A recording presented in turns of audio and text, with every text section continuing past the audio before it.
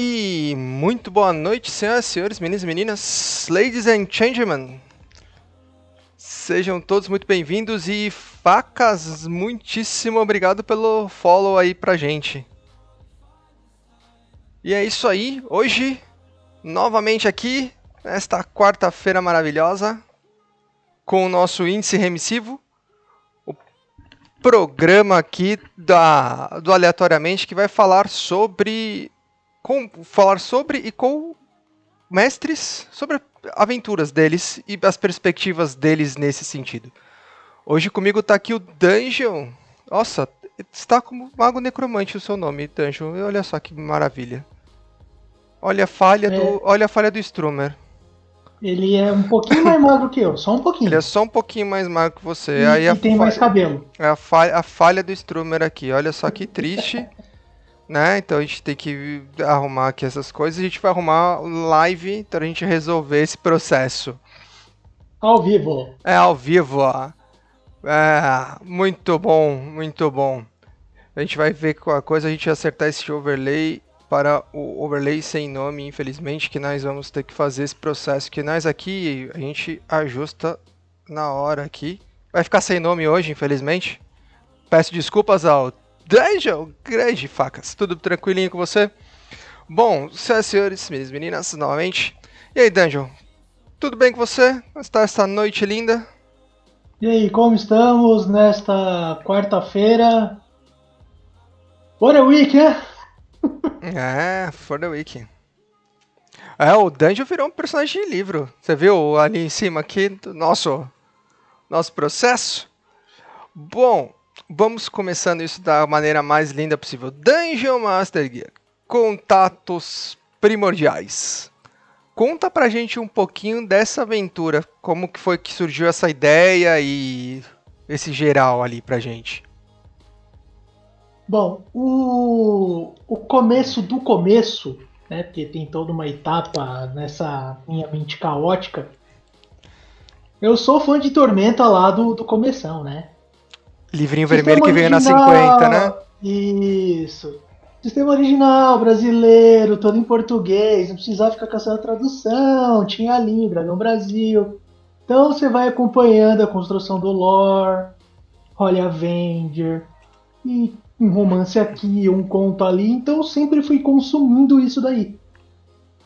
E aí no Certo. que entrou o Tormenta 20, que hypou de novo, eu peguei para ler todos os romances que tinham publicado, que eu não tinha lido mais nada, peguei para ler tudo. Comecei a ler as primeiras versões do livro e um ponto aqui, outro ponto ali. Eu falei, ok, existe uma brecha de interpretação que pode dar uma história legal, vou tentar explorar. E aí, juntando tudo isso daí, acabei formando uma história que eu acho que até que rolou direitinho. Dungeon, deixa eu te fazer a pergunta aquela pergunta de US$ 1 milhão. Quando você viu essa brecha que você pensou no conceito ali, essa brecha é aquela brecha que a gente estava falando, que tá lá no livro, que o nada e o vazio se uniram e criaram os deuses. Legal. Como mestre, o que você acha quando o livro te dá uma brecha dessa logo na construção do próprio mundo? Que para você pensa nesse sentido? Tipo, como mestre, você vê essa brecha inicial, tipo, que é literalmente uma brecha, quase um Big Bang, pra gente não falar da melhor maneira possível, e você querer explicar ou querer colocar algo nesse Big Bang. O que você achou disso? Tipo, quando foi que deu o estalo de falar, cara, isso aqui é material? Essa frase ela dá uma leitura bem sutil dessa brecha. Porque fala assim: o nada vazio se une para gerar Alton e os 20 deuses maiores que formariam o panteão. Uhum. 7 bilhões de anos antes dos elfos. Então, tipo, você pensando em história falada, sempre tem assim, aquele ditado que diz que em contum conto aumenta um ponto. Uhum. Então vai saber que nessa, assim, há 7 bilhões de anos eles se uniram e formaram os deuses. Mas você tem certeza disso? Olha, Mas foi isso mesmo? Você tem ali cravado? Você tem prova? Vai abrir a CPI de Arton? Não. Então, assim, se foi uma tradição oral que chegou no momento e passou a ser escrita, vai saber se nesse intervalo essa história ela não sofreu alguma alteração. Foi nessa que ali, uma brecha para explorar. a brecha maior ali. Tá. Isso eu acho que isso é muito legal, porque a gente mostra que, mesmo num livro com história fechada e com futuros e etc., e com uma construção muito montada, também galgada na comunidade, a gente consegue pegar algumas brechas e transformar elas antes inteiros, né? Desse processo. E aí o que o Facas até colocou dali, tem uma civilização inteira nascer e morrer antes dos 20 deuses, né? Então, tipo, é realmente algo muito legal. E aí você teve a ideia de montar a sua aventura de contatos primordiais. Mas não só isso. Essa aventura foi mestrada para 2 grupos distintos. Exato. Conta pra gente primeiro daquela coisa, tipo, por que a mesma aventura para 2 grupos distintos? E fala um pouquinho dos grupos. A viagem foi tanta que eu poderia mestrar essa mesma aventura para 20 grupos diferentes. E cada grupo pegando como foco uma divindade. Porque, no final das contas, o plot principal da aventura, e assim como 95% dos problemas que acontecem em Arton, é divindade envolvida, é briga de Deus contra Deus, que quem resolve são os mortais. E como cada divindade ela tem o seu domínio, como eu gosto de falar, a aventura ela poderia correr a narrativa dentro do domínio dessa divindade e que eles podem encostar um no outro, mas em nenhum momento eles são iguais. E com um pouquinhozinho de esforço de argumentação, poderia fazer uma história para cada divindade diferente. Porque cada uma tinha o seu interesse no final da história. Uhum. E aí a questão dos grupos Uhum. tá aberto para todo mundo. Porque era justamente isso. Problemas dos deuses mortais se viram. Bom. E considerando a narrativa com a mecânica, começando o sistema, eu tava voltando a narrar para valer depois de muito tempo. Então foi meio que um test drive das duas coisas. Ah, Tanto para eu legal. me acostumar com o sistema, quanto para eu perder a ferrugemzinha que tava acumulada um pouquinho no cérebro Aquela e ferrugemzinha. voltar a conseguir alinhar as coisas e dar uma progressão com uma história começo, meio e fim. Ah, isso é legal. Assim, eu acho que é interessante porque uma das coisas que a gente vê bastante é o pessoal querendo começar uma aventura, dá no sistema, não importa D&D, Tormenta, Ludo, qualquer sistema ali, o pessoal às vezes está com medo e tem esse receio, tipo de, cara, faz uma historinha pequena, né? Tem um começo, meio e fim, e resolve isso. E aí o pessoal tava brincando aqui, olha, é preguiça de preparar a mesa diferente, se era isso, se na verdade é uma mente iluminada, que nem o pessoal no Rogue One que criou um filme incrível, Star Wars, baseado em 3 frases do texto inicial do episódio 4. Mas o importante é que essa aventura saiu.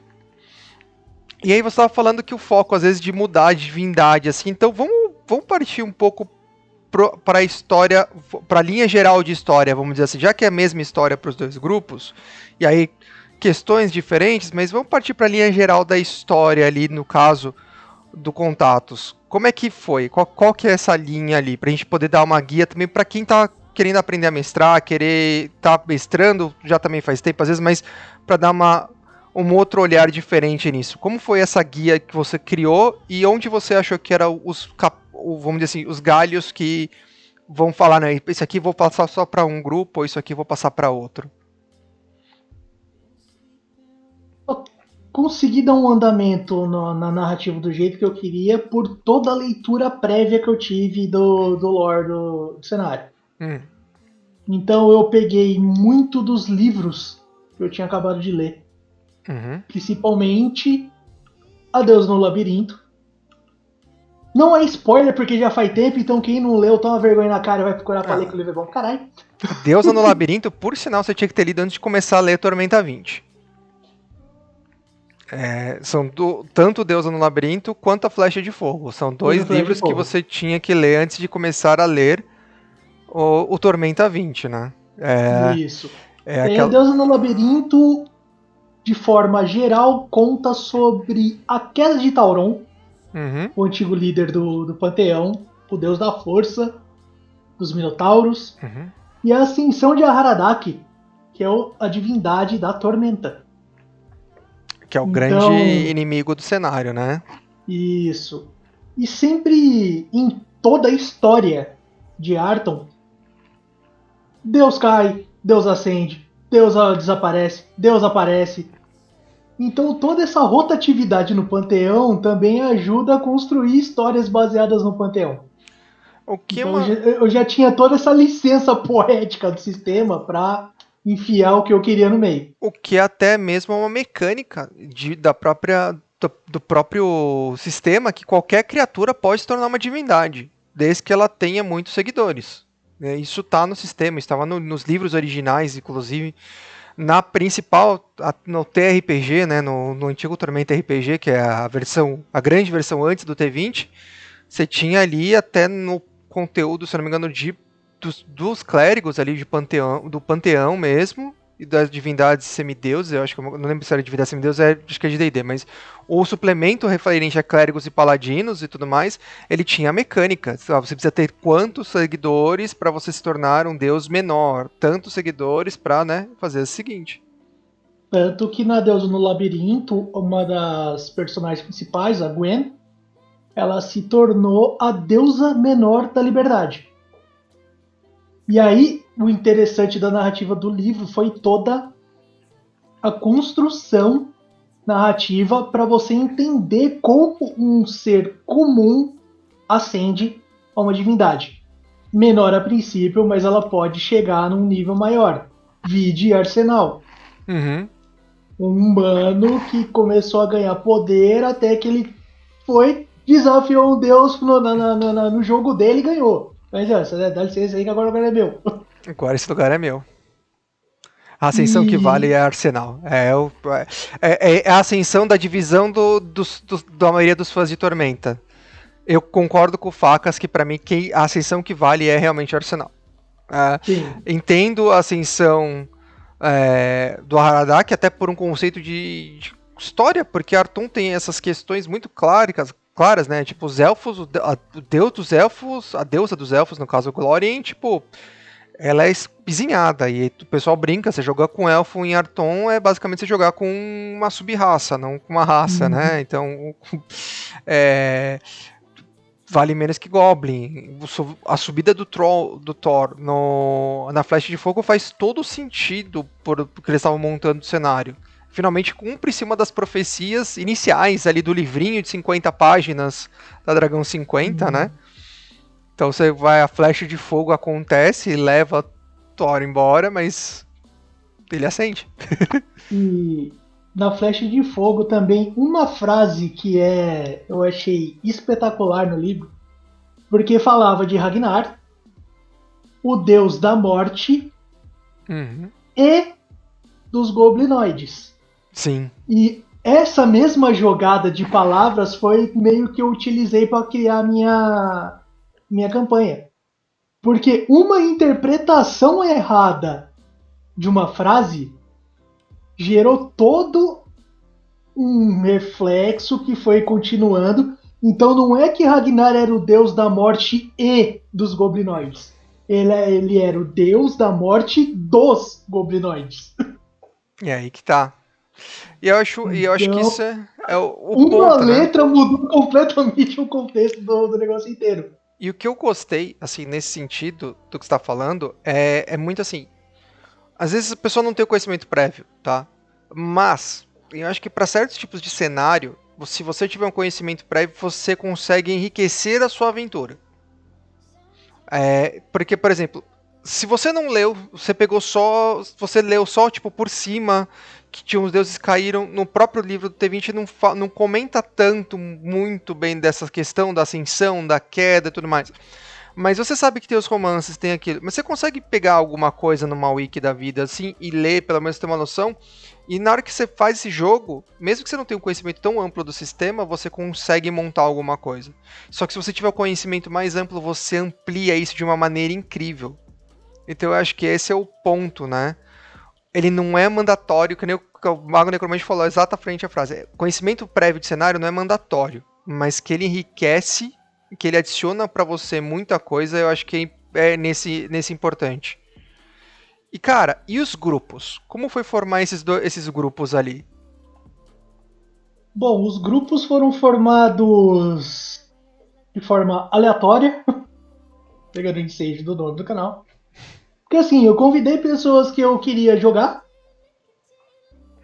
E. Ah, mas e aí? Faz a ficha. Ah, mas e divindade? Se vira. Mas e a classe? Escolhe. Mas pode tudo. Tudo pode. Manda ver, não vou restringir nada. E aí entra alguma uma questão que o destino no RPG às vezes é meio cabuloso, né? NIMP Porque joga dados, né? foram 8 pessoas jogando, formando os dois grupos de 4 jogadores.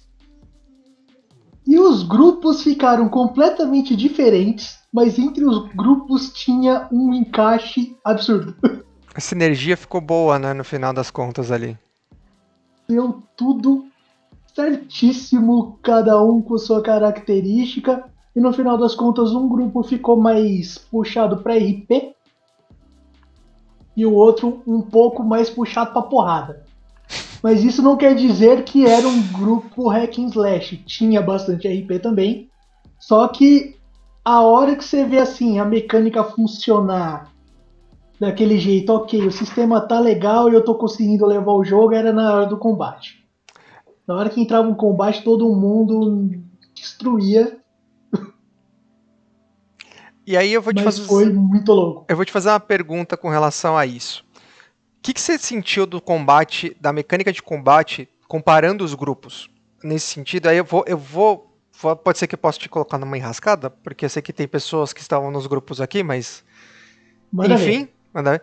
O que você sentiu na questão da mecânica dos grupos? Porque um dos grupos ele era formar. Você consegue lembrar a formação dos grupos? Um grupo tinha um druida minotauro de Alihanna, Uhum. De manhã, né? um manhã, atuação memorável, um, Guerreiro anão. um guerreiro anão, devoto de Tenebra, um trog lutador, também de Tenebra, e um humano clérigo de Valkyria. Sim, Isso em um dos grupos. No outro era culpado. uma Bárbara, a Bárbara Sereia, Uhum. um humano guerreiro, uma Medusa Ladina e um dos personagens mais absurdos que eu ajudei a construir, que era um Silfo, né, que é o Uhum. macho de Sylphid, um Silfo inventor que pilotava um golem. Cara, isso eu achei sensacional. A hora que eu vi a primeira vez, eu achei sensacional. Mandou a ideia pra mim, eu falei, caralho, será que dá? Vamos ver no livro. Aí eu comecei a estudar, ok, você vai jogar com 2 filhas. Fora do Golem, você é o Silfo com as stats de um Silfo, e dentro do Golem você vai ter stats de Golem, e você ou usa um ou usa o outro, eles não se cruzam. Beleza? Demorou. E fez e ficou Ah, que da hora. redondo. Ah, Foi muito da hora. E aí tem aquela questão, você como mestre pegou a ideia do jogador, foi olhar lá a regra, cara, dá, não dá? Dá. E montou. Tipo, eu acho que isso é uma das coisas mais importantes que a gente sempre fala, né? Diga sim pro seu jogador, mesmo que você dê aquele aviso, tem certeza? Olha, se ele tá falando que tem certeza e vai, então manda bala, deixa ele fazer. Só que você colocou isso dentro para também não desequilibrar a mesa, né? Porque o problema disso às vezes é você quebrar a mesa nesse sentido. Mas aí volta a pergunta. Você teve esse grupo então com o guerreiro, o inventor, a bárbara e a ladina, mecanicamente falando no combate, porque é um grupo, esse é um grupo basicamente sem magia, né, no final das contas. E o Sim. outro grupo você tinha acabando ter dois usuários de magia, que é aquela questão. Como o Tormenta tudo trabalha com PM, então não muda muito isso, é mais os efeitos, né? Mas aí, o que você achou? Como é que foi equilibrar esses grupos em termos de combate? Já que você estava voltando para o sistema, inclusive, né? Voltando pro sistema e pra função de mestre. Exato. Então, eu fui corrigindo o percurso durante as sessões. Então, no começo, e aí eu, pelo menos, tem certas coisas que você não perde, né? Uhum. Então, a função do pensamento rápido, do improviso, ainda estava aqui. Então, teve uma das lutas que eu percebi que eu ia dar um TPK se eu mantivesse o nível, porque aí eu vi que o nível de desafio ficou muito acima do que deveria ser. Eu fui corrigindo durante para se tornar um combate difícil. Ah, Eu não legal. queria matar os personagens. Alguém caiu inconsciente? Caiu, teve uma luta que caiu bonito. A Bárbara foi solada. Mas foi naquela, né? Gritei Ah, bonito. Aí com o crítico não tem muito o que fazer. Mas eu fui ver, os primeiros ataques não estavam acertando. Pô, começo, rolagem média 17, 18, 19. Não adianta eu colocar um inimigo com uma defesa 22, que eles não vão acertar nunca. Então, ok, eu tenho que começar a equilibrar melhor isso daí. ah, Aí, na segunda, na terceira sessão, eu já estava com o processo de equalização mais em ordem, e aí não precisei fazer ajustes no meio da batalha. O que eu estava planejando já começou a fluir no combate mais certinho. E aí, assim, que cair, caiu. E é os exemplos que a gente tem. Se o grupo tá jogando direito, um combate ele pode ser difícil, mas ele vai ser superado. sim. Se o grupo fizer merda, vai cair.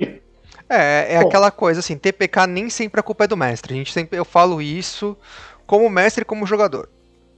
Se os jogadores jogarem também de qualquer jeito, vai tomar TPK pra um bando de Goblin. E aí uma coisa que eu queria conversar com você, já que você tá até mais tempo ainda com Tormenta 20, inclusive tá com outras mesas de Tormenta 20. Cara, como é que tá sendo equilibrar o combate? E eu vou fazer realmente a pergunta da Mari aqui, como foi equilibrar o meta entre as duas mesas? Porque a gente falando dessa mesa que tava sem os casters ali, sem o processo, o combate foi muito mais difícil. Para outra mesa que tinha ali tinha o Minotauro com o druida ali e o clérigo, como é que foi nesse sentido? quanto à questão de um grupo não ter magia e o outro ter magia, eu Uhum, precisei adaptar de leve as coisas de acordo com o grupo. sim. Então não adianta eu colocar um monte de caster para combater o povo que não tem magia, que aí vai ficar todo mundo atacando distância, enquanto os caras até chegar lá tomou um monte de míssil mágico no peito e caiu duro. E quando o outro grupo já tinha, já podia dar uma puxada um pouco diferente, porque assim, esse grupo vai ter cura, o druida ele vai ter a transformação dele, ele vai ter mais PV, então pelo menos aqui eu posso bater com um pouco mais de força, que eles têm como se recuperar. Não adianta eu fazer isso com o grupo que não tem como se recuperar, Uhum. porque ia ficar totalmente desequilibrado uma mesa da outra. Aí esse Então, ajuste foi. inimigos parecidos, mas algum aspecto mecânico um pouco diferente para conseguir dar esse equilibrado. Além de tudo, eu precisei equilibrar para as duas mesas seguirem o mesmo ritmo.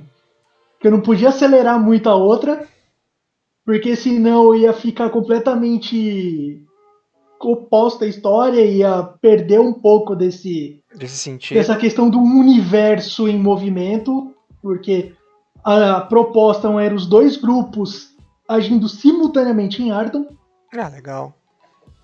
e eu não deixei muito fechado para não ficar aquela assim pensando em N possibilidades, mas dependendo de ação de algum dos grupos, eles iam acabar se cruzando em algum momento. É interessante As isso. coisas não chegaram até aí. As ações elas acabaram indo para opostos, mas elas poderiam ir numa mesma direção e eles acabaram se cruzando. E as duas. Mas aí, ó, vou deixar o grupo levar e para onde for eu vou fazendo Vai os fazendo encaixezinhos o da ajuste ali. rota.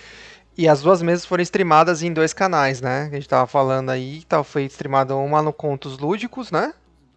Uma no Contos Lúdicos e a outra começou no antigo Tarrasque Banguela e foi pro canal da Jack Fox. Isso. Então, ali, essas duas mesas ali, a gente teve as últimas sessões aí no início do ano, por sinal, né? Isso. Pra fazer esse processo, porque essa aventura começou ano passado. E aí eu vou te fazer uma pergunta que é aí de curiosidade. Se os dois grupos se encontrassem, como é que você ia fazer isso? Em termos de stream. Aí eu vou fazer uma pergunta até pra quem também mestra, e tá querendo mestrar em RPG em stream. Como é que você tava pensando, como é que você planejava fazer isso? Você ia trazer uma parte do grupo, ou ia trazer realmente os dois grupos, ia tentar montar uma mesa com 8 jogadores ao mesmo tempo ali? Seria uma possibilidade colocar, dependendo do andamento, colocar todo mundo numa mesa só ao mesmo tempo e agora, ó, se vira. Ou dependendo do. E aí agora são só conjecturas. Sim, Eu agora aqui. poderia pegar a ficha dos quatro de uma mesa e eu interpretá-los contra o outro grupo, Hum, ou a favor, ou ver alguma forma que eles iam interagir e a partir dali ver o que acontece. Então, assim, eu tento não pensar em muitas variáveis, ah, legal. porque esse negócio escala num nível que aí chega Sim. uma hora que vai fundir a cabeça do coitado do mestre. E É, também é uma dica que a gente sempre dá para quem tá mestrando. eu acho que principalmente quando você tá voltando no início muito, faça os seus pontos chaves, né? Não exagera em fazer aquela teia de aranha de filme que você vai Uhum. fazendo 30, 40 coisas ao mesmo tempo, né? Faz os pontos chaves que você acha que são importantes e deixar. Vamos ver se o grupo chega no ponto A pro ponto B, porque às vezes você vai ter toda uma sessão, até uma campanha entre o ponto A e o ponto B, que você não vai nem precisar fazer o ponto B, né? Então, E foi assim, eu tenho ideia, mas eu sou preguiçoso para escrever. Então, fala, ok, eu vou escrever essa campanha. Aí eu escrevi introdução, papapá, então, divindade X, Y, vai aparecer tal, não sei o que, lá. Sessão 1, vou começar a discorrer. Aí eu escrevi assim: sessão 1, o grupo se encontra e recebe a missão. Tá bom esse parágrafo. Sessão 2, o grupo vai ser levado a tal lugar lá. Sessão 3, aí eu resumi todas as sessões em um parágrafo. ah, bom. Então, assim, eu quero que aconteça tal coisa nessa sessão. Como? Vou deixar o Deixe. roleplay dos personagens ver como é que vai seguir isso daqui. E, e uma questão curiosa de não deixar tão travado. Em um dos grupos, que foi o grupo de sábado, Uhum, teve uma passagem hilária, que foi completamente off-topic, porque o Silfo Golem, uhum. num primeiro momento, ele não queria se revelar. Ele estava o tempo inteiro dentro do Golem, e ele não queria que o grupo soubesse que era um Golem pilotado por um Silfo. Então ele tentava disfarçar. E foi um trecho da sessão com ele tentando se esconder e rolagem. Faz uma rolagem aí pra disfarçar que você tá dentro do robô. Aí o cara vai e me falha. Aí a pessoa com a percepção mais alta do grupo faz uma rolagem de percepção pra ver se você vê o Silvio saindo do robô. E tira um 1. Meu Aí o robô, Deus. não, eu vou tentar fazer um esquema aqui, um chamariz pra desviar a atenção. Me tira outro dado baixo. Então a coisa foi escalando e foi hilário. Hilário. Mas quando que eu vou. Não tem como planejar isso. Não tem, esse Os tipo de coisa não jogadores tem. foram dando as ações e a coisa escalou e deixa rolar, porque tava muito divertido. É o tipo de situação E que o acabou que dado vai contribuiu fazendo. para a história. Porque aí, no final das contas, quando o cara resolveu se revelar como um inventor que pilotava um golem, todo aquele esconde-esconde ali de trás serviu para ele. Pô, eu queria disfarçar, tanto que no local X eu tentei me esconder de vocês. Então tudo isso serviu para a narrativa no ponto futuro. Puta, que legal. Então, estabelecer pontos, tópicos e deixa o grupo fazer o serviço que costuma funcionar. Agora eu vou te trazer aquela pergunta. Você falou pra mim do nada e o vazio. E o Contatos Primordiais foi uma aventura falando sobre o nada e o vazio. E na verdade o que veio antes até do nada e vazio. Né? Então, nesse sentido, nesse processo. E a aventura ela segue um plot de o grupo ser. Os grupos, acredito, foram contratados para tentar descobrir isso. Conta um pouquinho, dá só essa pitadinha do plot pra gente chegar no processo que é aí que eu quero, que é uma outra pergunta que eu tenho pra você, pra gente dar só essa amarrada ali nessa história sua. Pegando a brecha da frase ali do começo, do nada e vazio, eles se unem e os 20 deuses maiores que formariam o panteão. Eu explorei a brecha como? O nada e o vazio se uniram. Os 20 deuses não nasceram da união. O nada e o vazio se uniram e formaram uma energia, e a partir dessa energia que os deuses vieram. Hum, E essa energia que eu chamei de essência primordial, ela estava oculta, mas que ela foi descoberta e iriam utilizar isso para alguma coisa. Aí eu tentei deixar o mais vago possível, porque isso é uma coisa que eu gosto de fazer nas minhas mesas. Eu não gosto de ter um inimigo definido. hum. Ah, o inimigo de vocês é o Coronel Von Hafsterfogger terceiro, É o Coronel que Mostarda. está aí na Malca conduzindo uma tropa de cavalos sagrados. É o Coronel Ok, a Mostarda. gente tem um alvo. É o Coronel Aí o Mostarda na casa grupo. de jantar, né? Na sala de jantar com castiçal. Isso.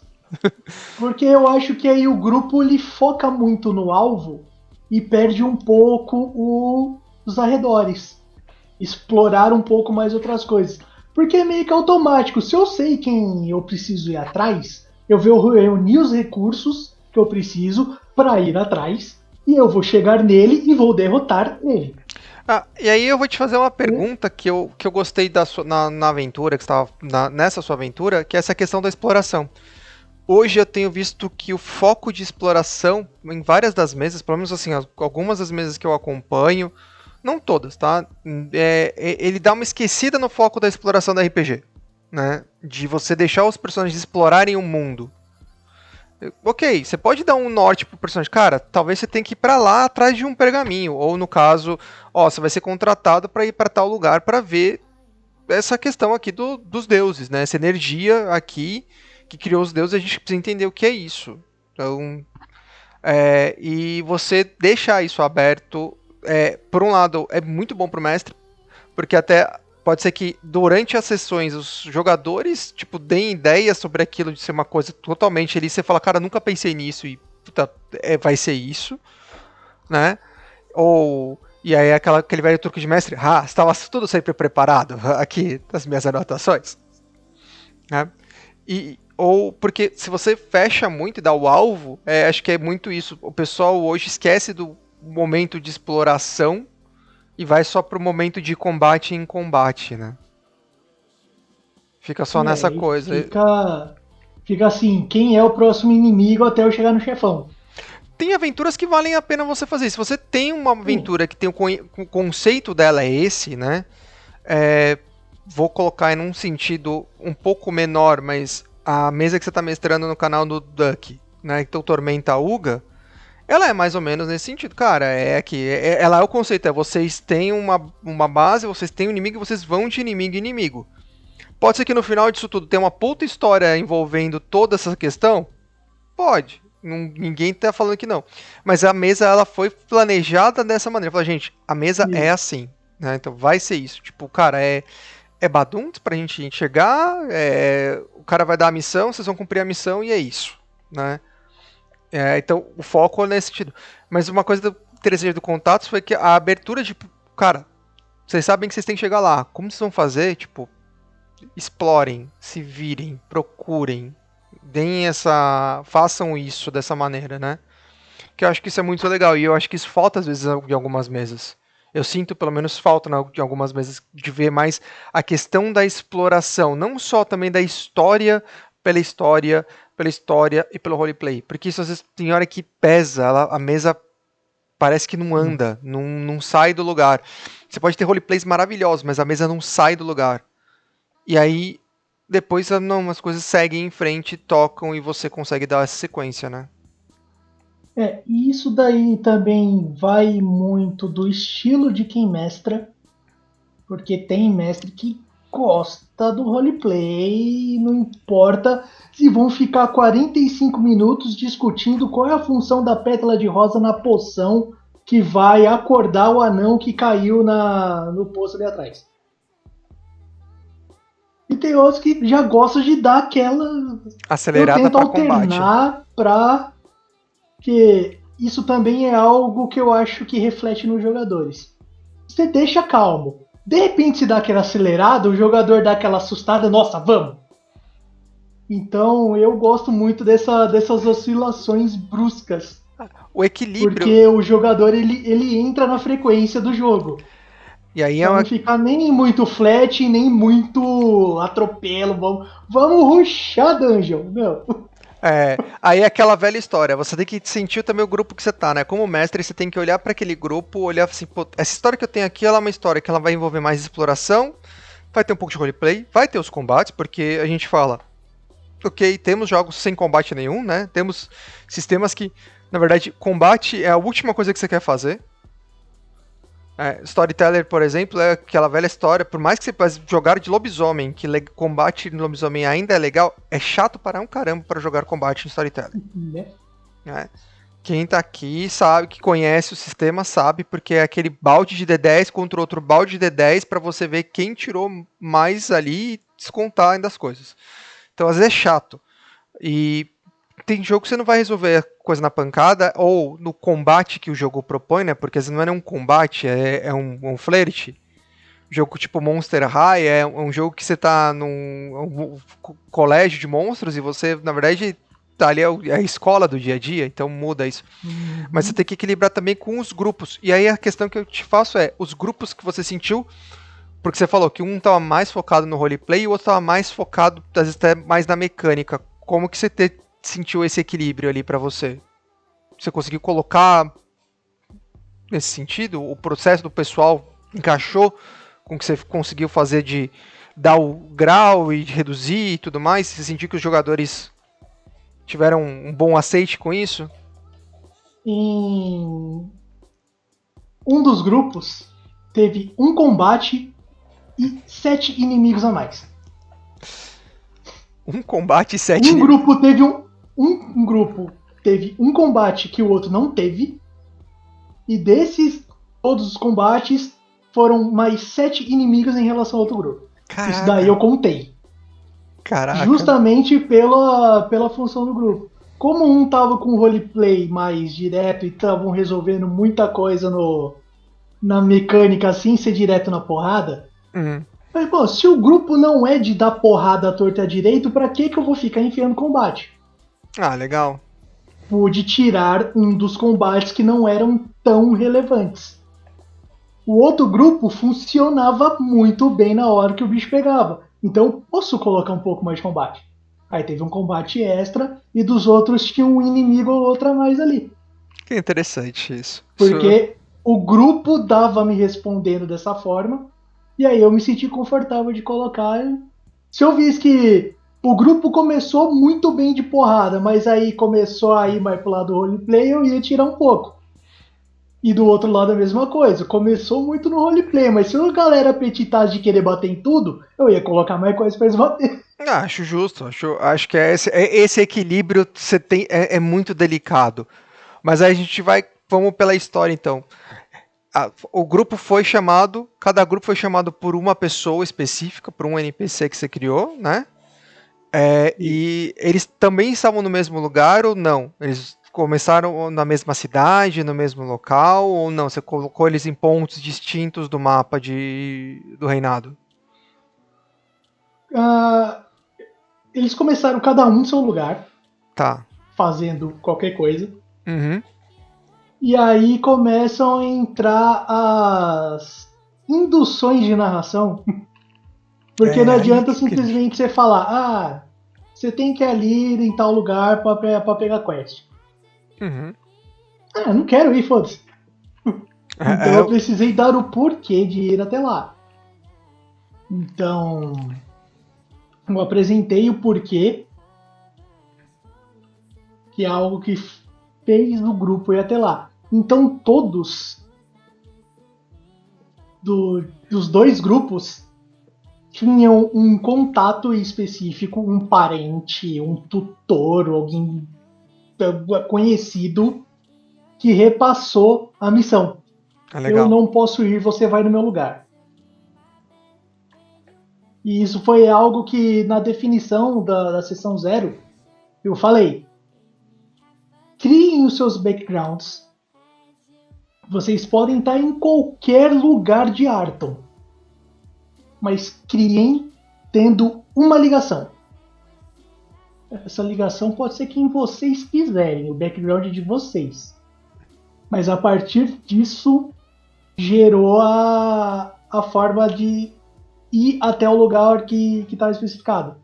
Olha, eu recebi essa missão, mas eu não posso ir. Você vai para mim. Um dos jogadores, por exemplo, quem recebeu a missão foi o pai dele. O pai estava acamado.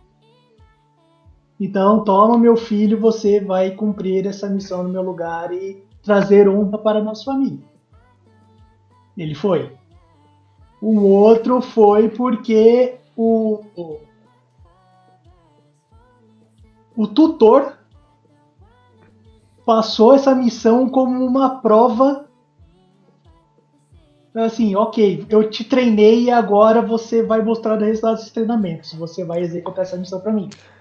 Então E aí, cada um acabou tendo um motivo que fez que e se dirigisse até o começo da aventura. e aí é uma dica legal, que você acabou usando isso, eu acho que é uma dica muito legal para mestre, porque faz com que o grupo seja meio que um grupo, em algum sentido, desde a sessão 1, desde a sessão 0, no final das contas. Porque uma vez que todo mundo tem uma ligação com um NPC qualquer que seja, e esse NPC ele tem uma importância naquele, de um círculo, porque podem ser pessoas randômicas. A gente poderia fazer aqui uma lista de NPCs, de 10 NPCs diferentes, com funções diferentes, e você fala para os jogadores, cara, vocês vão escolher um NPC aqui que o seu personagem vai ter ligação. E você fazendo isso, você faz um trabalho de juntar o grupo, às vezes de uma maneira mais rápida, porque dependendo da situação, se você está mestrando uma aventura curta, vamos dizer assim, de 2, 3 sessões, ou até mesmo um one shot, com one shot você já meio que já pressupõe às vezes que o grupo até se conhece num sentido amplo, né? Mas numa sessão Sim. mais curta, um short stories como o Mago Necromante até mandou com o Dino com os NFS, que eu gostei do conceito também, vou começar a me apropriar dele também, de você mestrar aí uma aventura, uma história de 3, 4 sessões, que seja, você consegue transformar logo na sessão 0 grupo em um grupo, né? Por conta dessa união pessoal.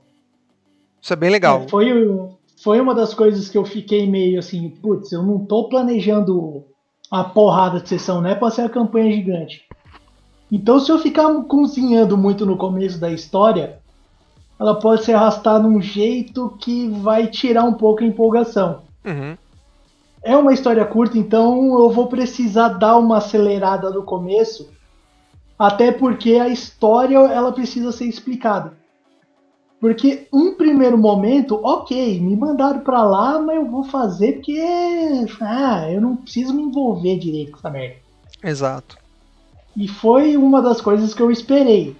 Alguém vai chegar sem expectativa, mas aí vai se afundar na história de um jeito que ou ela vai ou ela vai. Tá.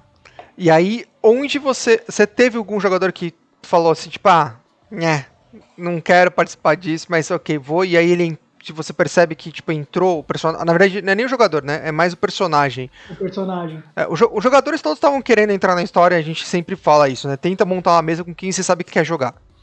Uhum. Não quer jogar solo, né? Que ele quer jogar em grupo, quer jogar com a galera, quer se divertir todo mundo ali. Mas teve algum personagem que você percebeu que, tipo assim, ele não ia muito, mas de repente, a hora que a história começa a envolver, ele entra de cabeça? Quase todos nas duas mesas. É, que legal. Que legal. Justamente porque a princípio era um chamado genérico. Eu tô aqui para cumprir a missão, porque eu preciso levar fama pro meu lugar, porque eu quero conhecer o mundo, porque eu quero encontrar tal pessoa, ou porque. Por quê? Então, no começo, eu só tô aqui. Eu vou fazer isso, eu vou entregar o resultado, e eu vou voltar pro meu lugar de origem e tá feito. Então, o começo eu tentei dar essa coisa de eu não tenho por que me esforçar muito, porque isso não vai dar em nada. E aí, conforme a história andasse, eles fossem engolidos por ela. Ah, legal. Isso é bem legal. E aí eu vou te fazer a pergunta ali. Então, os grupos foram, chegaram, e acho que uma das coisas legais de Arton é que você tem um deus das profecias. Você tem Tiates, o deus da profecia, do dom divinatório, e ele consegue ser uma carta na manga para muitos mestres em alguns sentidos, porque você pode gerar profecias e as profecias são as mais absurdas possíveis. E profecias são legais e uma faca de dois legumes, né? Porque elas podem ser tipo a maldição de um jogo de RPG. Por causa da profecia. E aí, cara, como é que foi isso? Então você teve ali essa questão dos deuses, os jogadores foram até os locais que foram encontrados. Vamos continuando a história ali pra gente dar o rap final nisso, porque eu quero te fazer umas duas perguntinhas ali nesse sentido. A minha história foi baseada em profecia.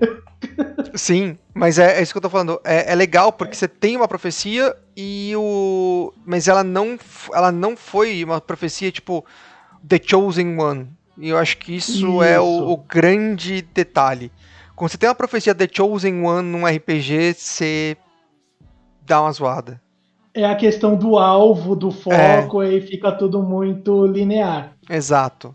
E também, aí é uma coisa que eu li no Flecha de Fogo, Uhum, em que a profecia ela não chega pronta. Quem recebe tem que interpretar o sinal e converter esse sinal em uma forma que todos entendam. Então, no começo, todo mundo só tinha parte da profecia. Tem alguma coisa em algum lugar que vai ferrar com os deuses. Então, para desenvolver a história, eu falei assim: olha, enquanto vocês vão fazer o rolê lá para mim, eu vou pesquisar aqui para ver o que eu descubro. Porque não dá para eu assobiar e chupar cana ao mesmo tempo. Então eu pesquiso aqui e vocês vão ser minha força de campo, beleza? Ah, mas o que eu ganho com isso? É dinheiro, é fama, é espada que você encontrar é tua. Se você quer só pela violência, você bate em todo mundo, o problema não é meu. E aí também deixa os jogadores. Qual que é a sua motivação para cumprir essa missão para mim? Então, numa das vezes, eu quero dinheiro. Quanto você quer? Eu quero tanto. Toma. Eu sou o mestre, eu tenho todo o dinheiro de Arton. a Então, se a recompensa. motivação é grana, meu, eu quero 500 TO. Toma. Tá aqui. Não, eu quero suprimento vitalício de ferro de Dorrerim. Ó, eu tenho um amigo anão, vou mandar uma mensagem pra ele e vai fornecer pra você. É isso? É. Que o cara, ok, se ela tá me pagando o que eu tô pedindo, eu vou fazer a porra da função, vamos aí. Então começou como todos os mercenários. Mas por quê? O NPC precisava pesquisar, ele precisava usar a cabeça, e não dá para ele pesquisar viajando ao mesmo tempo. Eu acho que é um Então a ponto ideia legal é, esse. vai fazer o trabalho braçal, que a pesquisa eu tenho que fazer aqui. Beleza? Beleza, valeu, falou. Aí o grupo foi, tinha alguma ideia pré-determinada, Uhum. e aí entra naquilo. E mais ou menos o destino. Agora, como você vai chegar, fi, se vira, porque nem eu sei. Então, ok, vamos fazer tal coisa, aí entram os testes, e aí eu dei a parte dos desafios que eu deixo para os jogadores me passarem qual perícia ele quer usar e por quê. Ah, Tipo, me convença. uhum. Quanto melhor o argumento, mais baixo vai ser o valor que você vai precisar fazer. Justamente porque se eu for pensar em tudo, não vai sair. Às vezes o jogador vai ter aquela ideia filha da puta, e aí vai emitir um 20, como aconteceu, que o grupo tava se lascando, o cara foi, eu vou fazer tal, tal, tal coisa, rolou 20, beleza, você salvou o grupo, vocês chegaram inteiro. Eu não ia pensar no que ele pensou. O Eu mestre acho. também tem que ser humilde nesse ponto. E eu acho que Deixa o jogador fazer o teu trabalho também um pouco, que ele vai te ajudar, caramba. é mais prático, né? E outra, que eu acho que existem momentos que você faz esses desafios de viagem, né? No Tormenta, como você estava usando esses desafios de perícia para viagem, né? Existe até, acho que lá no próprio livro tem a mecânica explicando isso. O D&D, na quarta edição, na verdade, ele trouxe o Skill Challenge, e aí alguns mestres, eu incluso, ainda utilizo ele nas minhas mesas, que você faz esses desafios de perícia. Na quarta edição ele tinha uma mecânica bem simples, você tem que ter 6 sucessos antes de 3 falhas, senão você falhava naquilo ali tudo. Então é uma mecânica que você pode usar hoje ainda, dá para você ter um número-chave e fazer. E às vezes ele é muito legal porque é melhor do que você falar. Então, vocês viajaram por 3 dias e nada acontece, ou no máximo, como um AD&D antigo que você rolava a tabela de encontro aleatório, sabe? Tipo, puta, aí saía umas coisas absurdas, né? Tipo, você tá viajando no meio do deserto, na tabela tem um Kraken. Aí você fala, cara, como é que eu vou pôr um Kraken no meio do deserto? Né? Então, não tinha lógica nesse sentido. Aí você consegue até fazer aquele ajuste argumentativo. Ok, saiu um crack, eu não vou pôr. Saiu um bicho cheio de Tentáculo. tentáculos de areia pra te envolver. Exato, Mas aí você exato. vai ver os caras, puta, velho, vou torrar metade dos meus poderes aqui nesse filho da puta, porque eu preciso sair vivo. Aí eu vou chegar no negócio da missão e já vou, não tem nada. Eu Exato. odeio encontro aleatório. Isso é Eu interessante. odeio combate de viagem. Interessante isso. Se ele Ah, não tiver uma função na narrativa, tipo um combate desnecessário, só porque eu rolei D100, saiu 98 e vão aparecer 6 ladrões na estrada. Ah, por quê? Porque sim. não, Pô, não, eu quero desenvolver história. Então, a viagem se é eu um ver que uma método para luta. chegar, né? Se eu ver que uma luta vai servir pro grupo se resolver de alguma forma, para unir a galera, ou para dar mais conflito, porque assim, ó, eu bati mais que você, então você é um inútil. Beleza. O combate vai ter uma função na história. Agora, um combate por só tá Só ali por ser pra combate, ser né? filler, aí eu não pego bem, eu não coloco. E aí, tanto que todos os combates que eu coloquei, eles tinham uma função. Todos eles vieram atrelados a uma história, né? Na verdade, Isso. nesse sentido, desculpa. E aí eles conseguiram resolver a primeira parte, vamos chamar assim da profecia. Eles pegaram aquela coisa, voltaram com a informação para o NPC. E aí, dá-se sequência da história, E porque aí que aí, acho que vem acho que uma diferenciação grande. Além de ser dois NPCs diferentes que estão ali, mas ali vem acho que a diferenciação já atrelada aos deuses no caso, né? isso, porque um dos NPCs era um clérigo de Alihanna, deusa da natureza. E aí a missão foi dentro de um, entre aspas, templo de Alihanna, um Uhum. mod de Alihanna. Então eles foram pro meio do mato, Os inimigos tinham relação, foi Centauro, esse tipo de coisa. O outro grupo estava sendo liderado por uma clériga Dilwina, a deusa da magia. Então eles foram para um local que era cheio de magia, em que as funções para ativar foi baseada em magia. Então toda essa questão da divindade influenciou no mapa. E nesse primeiro momento, em ambos os grupos, que eles estavam ali apenas como um grupo de mercenários, já que a função deles era só executar aquilo e voltar, quando eles voltam, que aí vem a outra parte da profecia, é a hora que deu o tsunami, que eles foram engolfados pelo rolê. Em que, ó, beleza, vocês executaram a missão pra mim, só que eu vou precisar de mais uma ajudinha, porque isso daí que vocês têm na mão é só parte do negócio. E eu preciso carregar com energia isso aqui, e eu sozinho não tenho energia suficiente. Vocês dão só uma ajudinha pra mim isso aqui? Não. Vambora.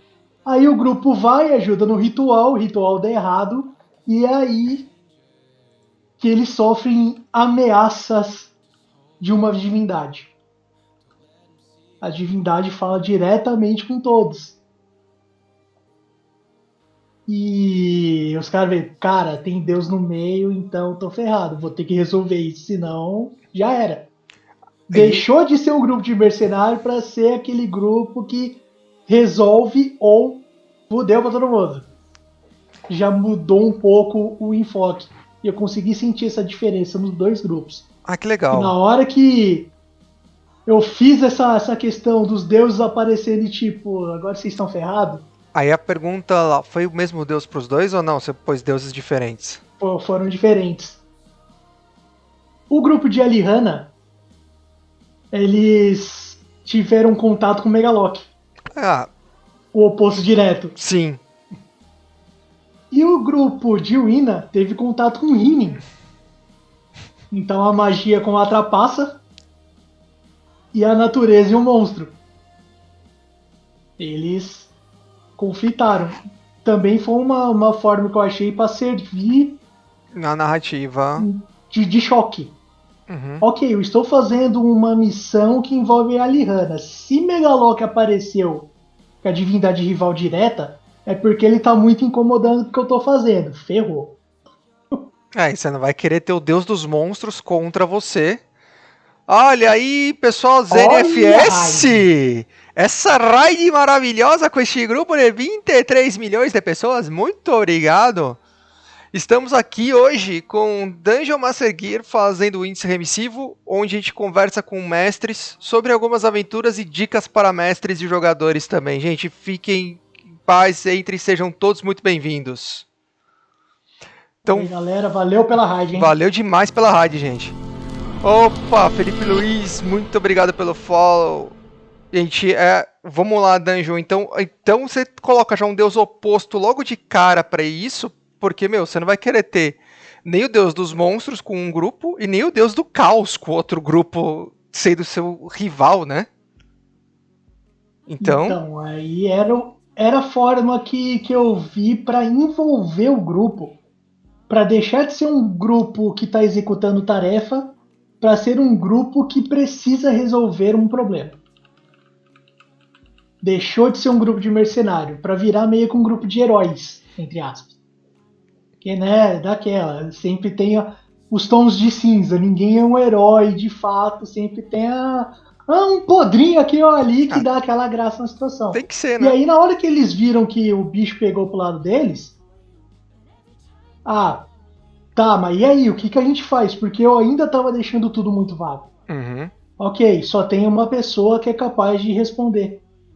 E era o clérigo de Tiates que começou a história toda. O clérigo de Tiates entrou em contato com os outros dois clérigos e explicou a visão dele. Esses dois clérigos chamaram os grupos e começaram a executar a missão.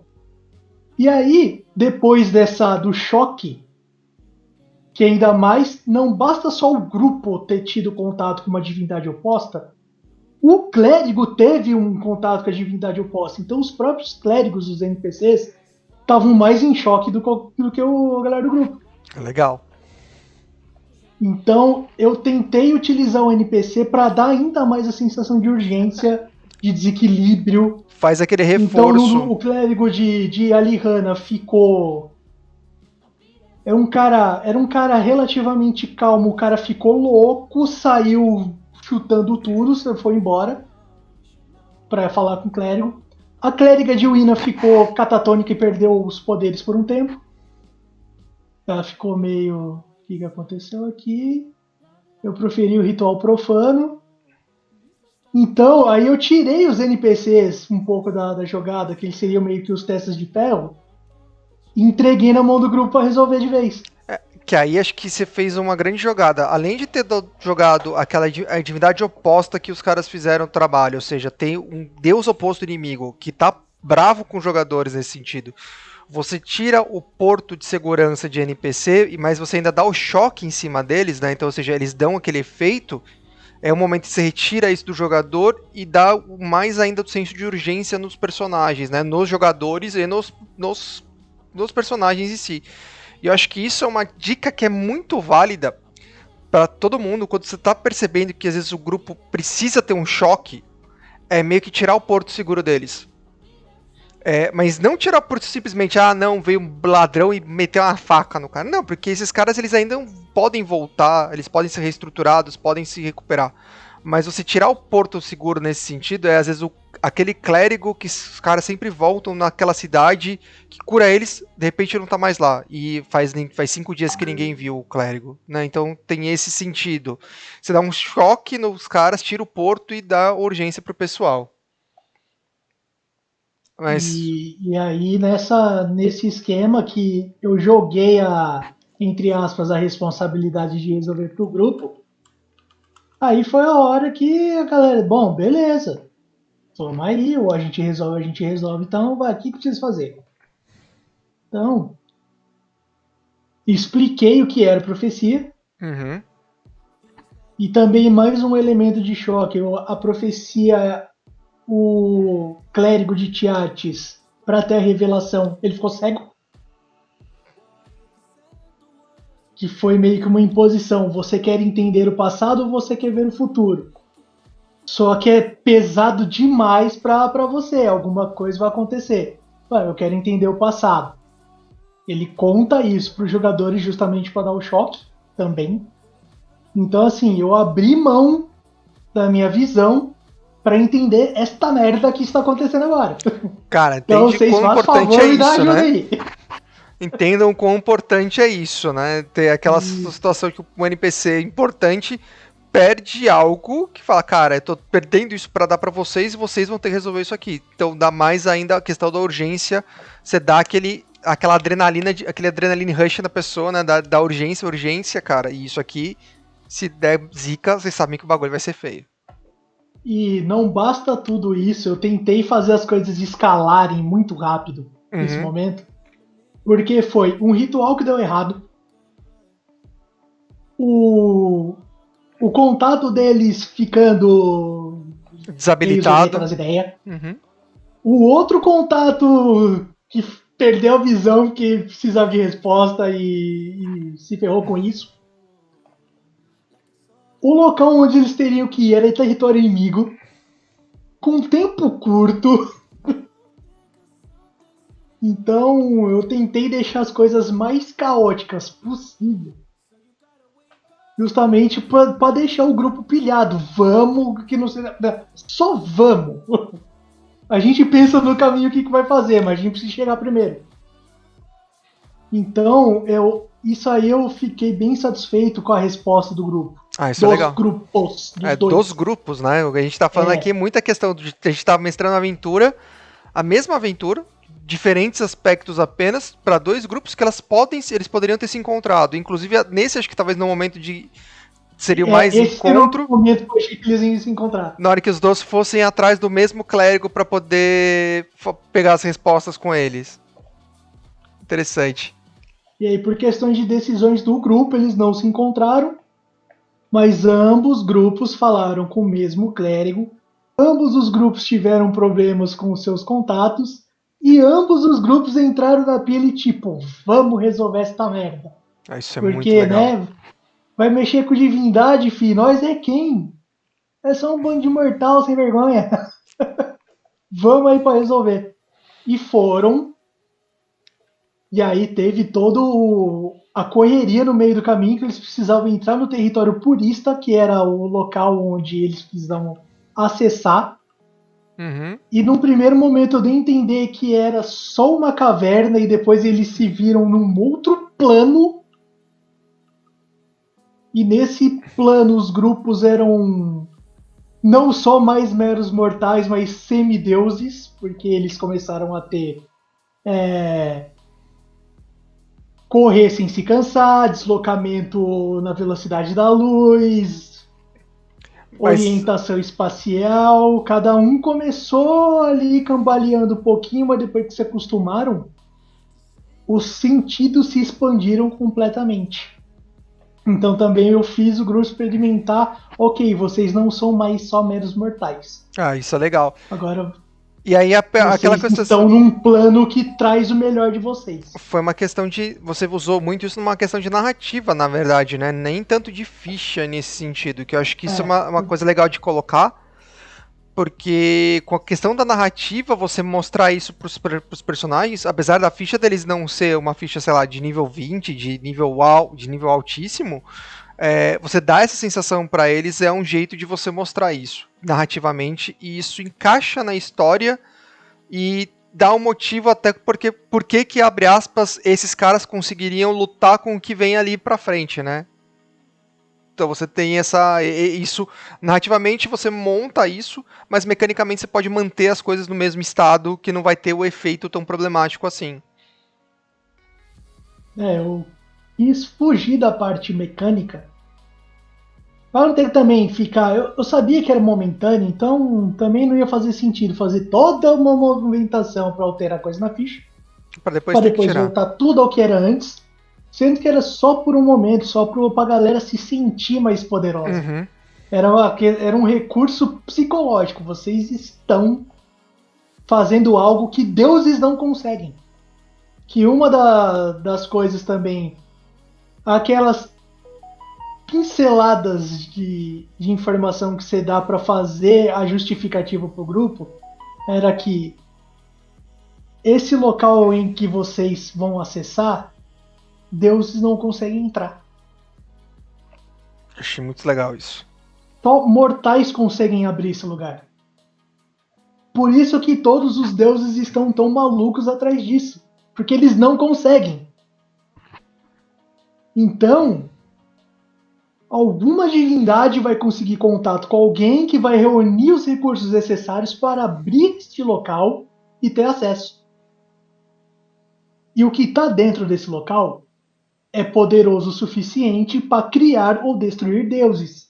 Afinal de contas, foi isso que criou os 20 primeiros. Show. E aí pensa num SAS da vida com isso Sim, na mão. pense em qualquer um dos deuses de Tormenta com um poder tão grande quanto esse. O que ele poderia fazer? Então, um Saz, o próprio Haradak. A gente for pensar Isso. num mal maior, né? Se a gente for falar aí nessa questão, aí a gente pega aí. O que a gente tá falando aí do Haradak e tal, acho que é legal a gente fazer um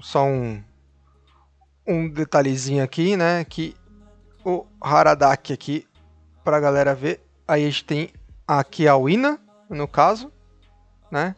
E aí a gente vê depois ali o Haradak.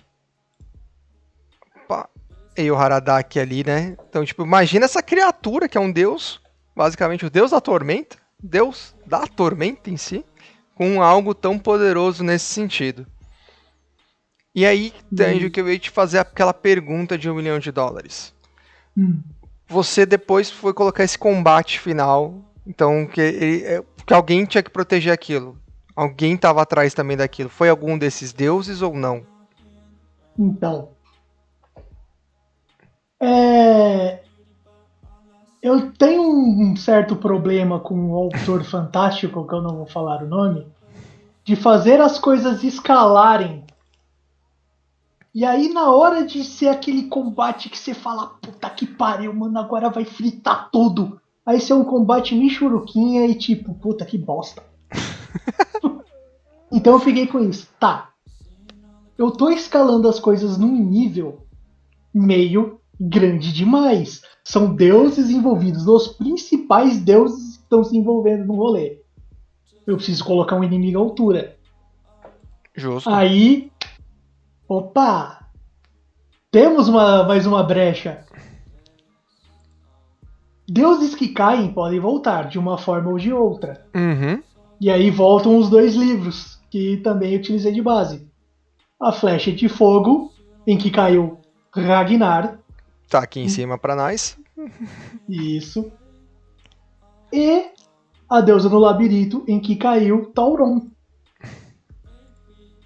Que tá aqui Só em cima pra nós. que cada divindade ela está numa forma distorcida. A sua essência foi trocada. Então, Ragnar queria ter o acesso à energia primordial para ele voltar a ser uma divindade e acabar de vez com todos os goblinoides, que era a missão dele. Ele se tornou o Avatar da Vingança. Legal. O conceito fica bem legal. Tauron caiu num conflito contra a Haradak depois de ser traído por Glórien, Uhum. o deus mais forte que dominava, a raça que dominava quase tudo que queria. Então ele voltou como o Avatar da Ira. Justo. No começo, a batalha, cada um conseguia verbalizar, falava os golpes poderosíssimos e os grupos, cada um com suas táticas, conseguindo se virar. E conforme a batalha avançava, essas divindades estavam assumindo cada vez mais as características que fizeram elas voltarem. Então elas foram ficando cada vez mais bestiais. É legal isso. E aí um negócio que eu fui bem xingado, porque aí foi o tom agridoce da coisa. Eles eram semidivindades, os jogadores, se tornaram semideuses lutando contra uma divindade de fato. Uhum. Só que, por mais distorcida que era uma divindade. Sim. Então o grupo não conseguia matar. Só que uma vez que a porta do plano foi aberta, deuses conseguiram entrar lá. Então, no momento que o grupo tava para morrer, apareceu uma divindade. Falou, valeu, vocês cumpriram bem sua missão, daqui para frente comigo. Eu tirei o gostinho de matar a divindade do grupo. Porque também foi mais uma função de... Vocês estão poderosos, mas vocês ainda são mortais. Eu falei isso sem falar. Sim, não é que nem que você tira o gosto do jogador, é aquela coisa. Nem toda vitória, eu acho que isso é uma coisa que mestres precisam entender e jogadores às vezes precisam compreender um pouco no sentido. Nem toda luta ela é pra ser lutada e nem toda vitória é você que vai ganhar.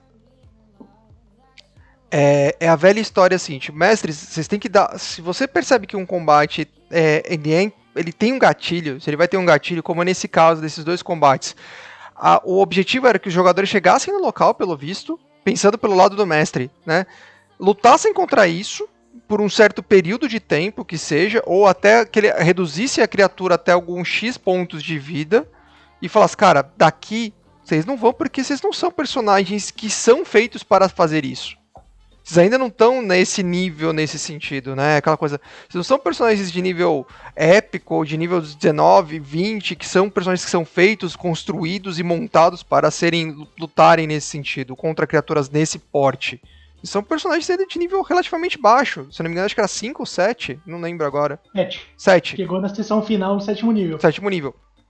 O que em Tormenta não é um nível tão alto, apesar de para muitos ser um nível alto em outros sistemas, em Tormenta não é um nível tão alto assim. Você tá começando realmente a começar a ter um nome mais pra frente, né? A gente não chegou nem num nível 10 ali, que talvez em Tormenta realmente fosse algo que você já fosse um aventureiro com um nome de reconhecido, né? Pensando no cenário, no sistema, por conta dos números também que Tormenta traz pra gente, né? Então, acho que é legal isso, porque você tira do jogador, mas você não tira do jogador 100%. Você fala pra ele, cara, se eu deixasse você aqui, você não ia conseguir. Tipo, então, presta atenção. É um desafio que você não vai vencer. Então, se alguém vai vencer aqui, beleza, você fez sua parte, tá. É um desafio que não vai vencer. Se fosse a possibilidade de fugir para os jogadores, talvez, alguns jogadores falam, puta, vamos fugir. Pensasse nesse sentido. Então, tipo, às vezes você tem combates que eles não são feitos para serem vencidos. O que a gente brinca é combates cutscene, cara.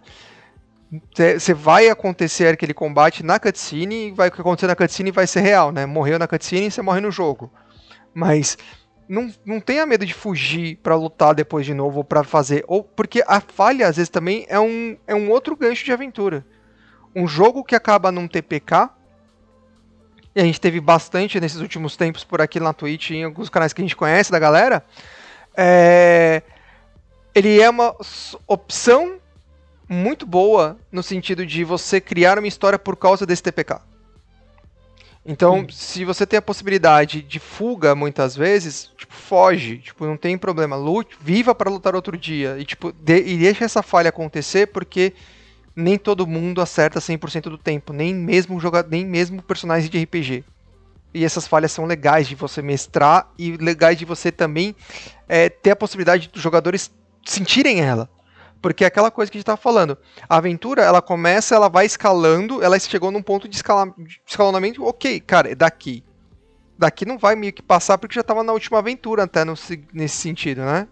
Então você passa nesse processo. Eu achei que isso foi bem legal. Isso, apesar de pode tirar aquela coisa, puta, eu queria ter dado o último golpe, mas, cara, se você sobreviveu, é uma puta vitória.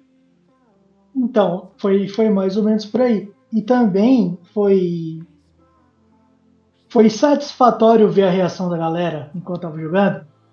Porque beleza, todo mundo chegou lá quase full. Ou full, eu acho que eu fiz todo mundo se recuperar de alguma forma, porque na hora de chegar, e aí beleza. É ponto de mana aqui, é combo dali, eu vou causar tanto de dano e tá. Ah, deitou. Levantou de novo numa forma mais bestial. Ah, explodiu tudo. Toma tanto de dano, tanto de dano, tanto de dano. Vamos continuar lutando. Aí você vê que a galera, cara, eu gastei tudo. Fudeu. Acabou meus recursos, dancei. Então, na hora que você vê a galera, tipo, todo mundo naquela. Caralho, mano, o que eu faço? Eu vou morrer dessa merda. Missão cumprida. Porque, conforme a aventura vai avançando, se ela não tem um revés Tá? bem traumático no meio do caminho, se não morre ninguém, se você não cai, não, é meio que fica megalomaníaco, né? Tipo, eu posso tudo, eu enfrento qualquer coisa, vem em mim, vamos que vamos, como que eu vou deitar na porrada? Aí chega naquele momento que o negócio tá fervendo. Eu consigo, eu não consigo. Sim. Já começa a dar aquela neura no jogador. Ok, era isso que eu queria. Porque É, os combates, assim, caiu um ou outro, deu uma sangradinha aqui, mas todo mundo passou pelos combates muito bem. Então dá aquela inflada, né? Eu tanco. Aí chega na hora que você vê que você entrou numa briga que você não vai conseguir sair vivo, você dá aquela, puta, mano, fudeu. E aí nessa hora que a galera fala que ele fudeu, apareceu uma divindade. Em um dos grupos foi Calmir, e na outra foi Limp. justo. Apareceu o Calmir porque eu queria muito narrar essa cena. Que seria de Calmir usando a Human, que é a É, espada dele que foi convertida numa Gunblade. né, essa aqui eu preciso até colocar pra galera ver no chat, porque aí está Calmir e sua maravilhosa espada Gunblade, porque, gente, isso é brincadeira. Este Gundam, Essa, esse deus Gundam, ele tá bonito pra essa caramba. espada. Essa espada ficou E linda. por toda a questão de armas de fogo serem mal vistas. Aí também tinha todo um backlore, por que ele está com uma espada que atira. Sim, E aí eu fiz ele pela primeira vez, canonicamente ou não, tanto faz, mas eu fiz o Calmir pela primeira vez atirar. dar um tiro. Justo.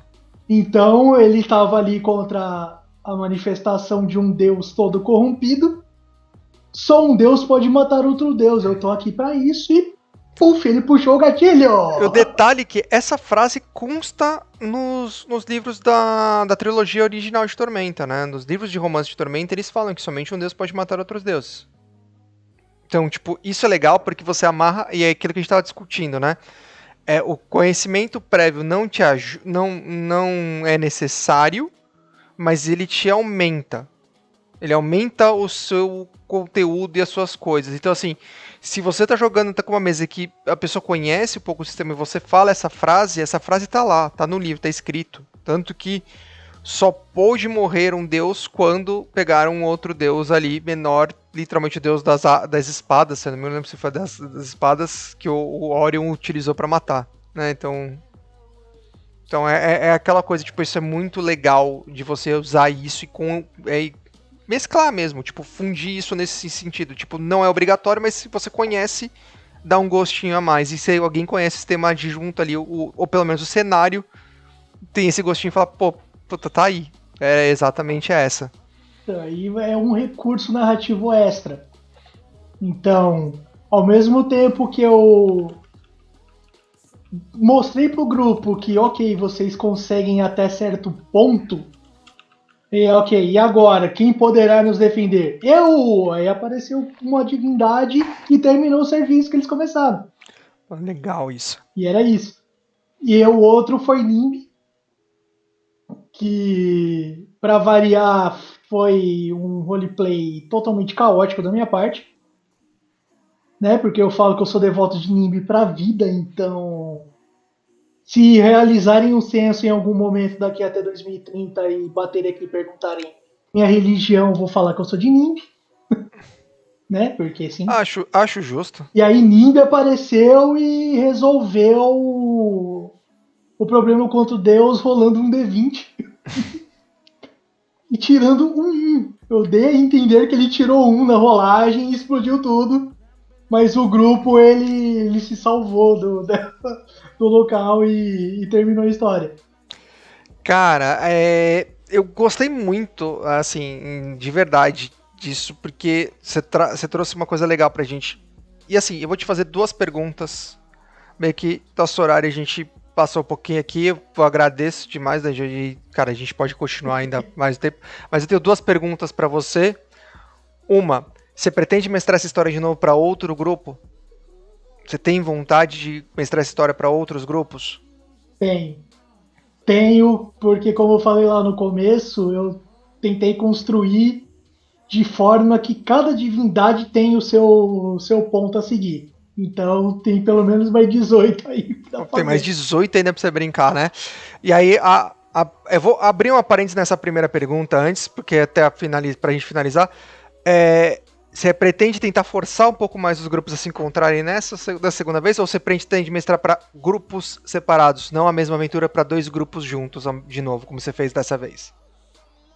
Então, eu ainda estou tentado a fazer o encontro megalomaníaco de mestrar para 8 ou 12 pessoas ao mesmo tempo. A gente pode conversar É, disso depois num outro índice remissivo, é, inclusive até eu já deixo convidado, porque essas experiências são legais. boa. Eu ainda estou bem tentado a fazer isso. É. Suicídio, mas bora. Ó, eu sei que aqui no chat você já tem alguns jogadores, tenho certeza, e tem outros ali também, do pessoal Ah, ali, já tem gente se convidando aí, o Rank já tá falando, ó, tá, se sinto aqui, tá? Só se te chamar. E Danjo, eu quero que você me dê pelo menos uma ou duas cenas épicas, ou cenas que você falasse, cara, não, memoráveis de cada um dos grupos. Seja mecânica, seja roleplay. Uma você já contou pra gente da questão ali do Silfo piloto tentando ali. Mas eu queria duas cenas ali, tipo, que você falasse, né, cara, que você falasse, né, essa cena marcou essa mesa. Essa cena também, tipo, junto com essa do Silph, marcou a mesa 1 ali, e essa cena marcaram a segunda mesa. De pôr uma Bom, enrascada agora só pra gente fechar com nada. chave de ouro. E nós mata no peito.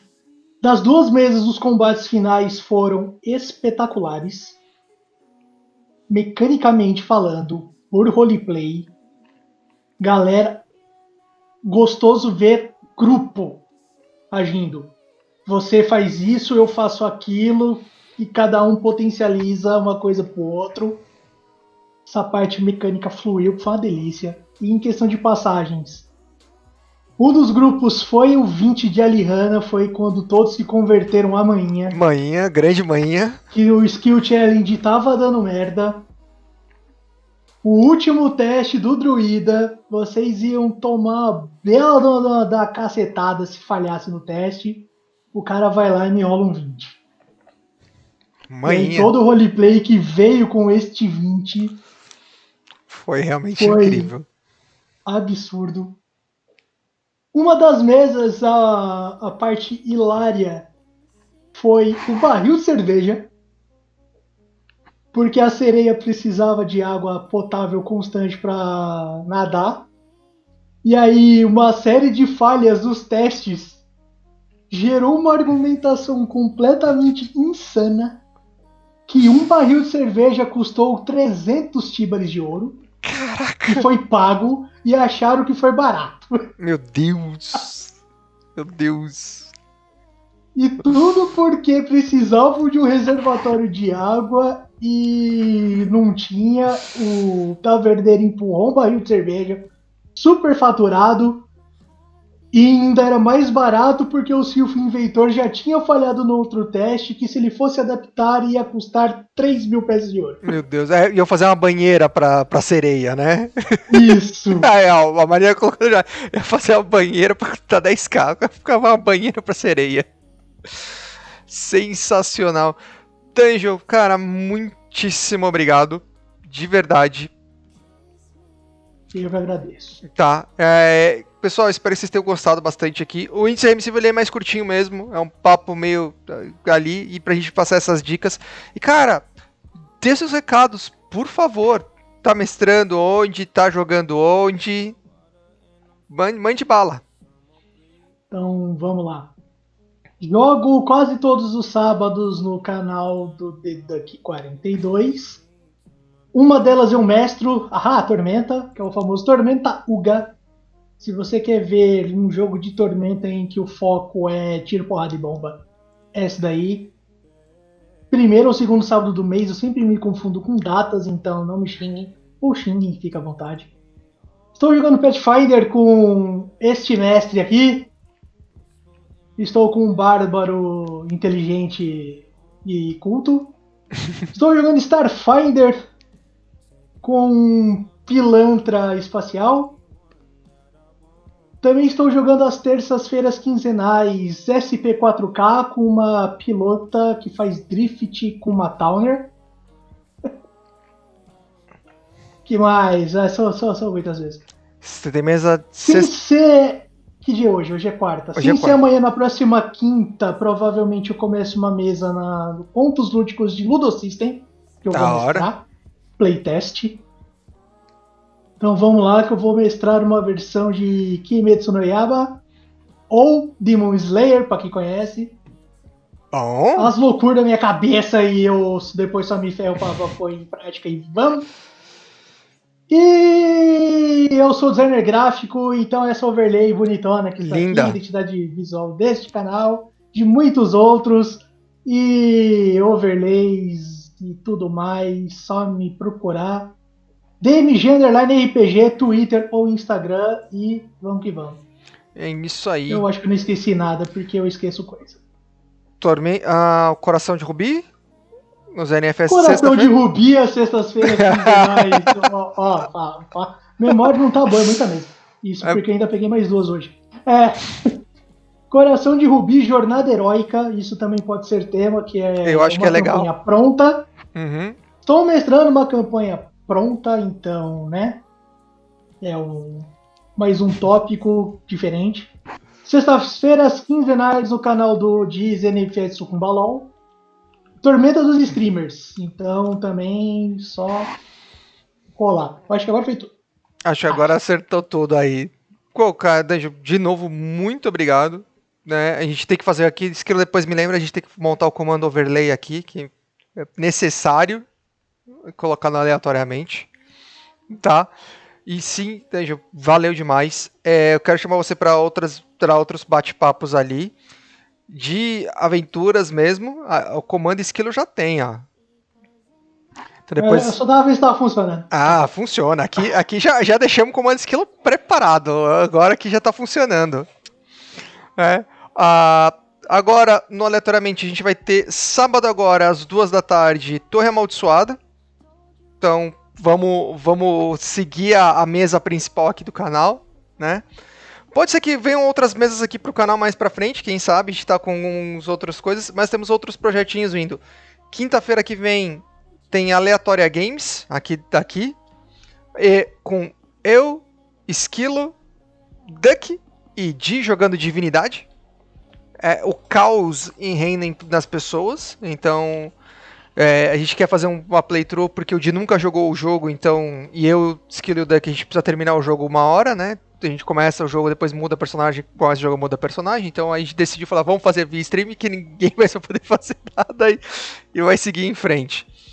Então, gente, muito obrigado. Este VOD vai estar aqui depois na Twitch e eles também ele subirá para o YouTube mais pra frente. Tá bom? Gente, muitíssimo obrigado. Vamos fazer uma raidzinha. Vamos lá pro Porta. Vamos pro Porta de Castelo. Que acho justo. Estão jogando um Dungeons e Dragons marotinho lá. Aproveitar. Mandar aquele gank aleatório. Né? E é isso aí. Gente, muitíssimo obrigado. E uma boa noite a todos. E valeu mais uma vez por vocês acompanharem a gente aqui. Tá bom? Adiós, muchachos e muchachas. Valeu, galera.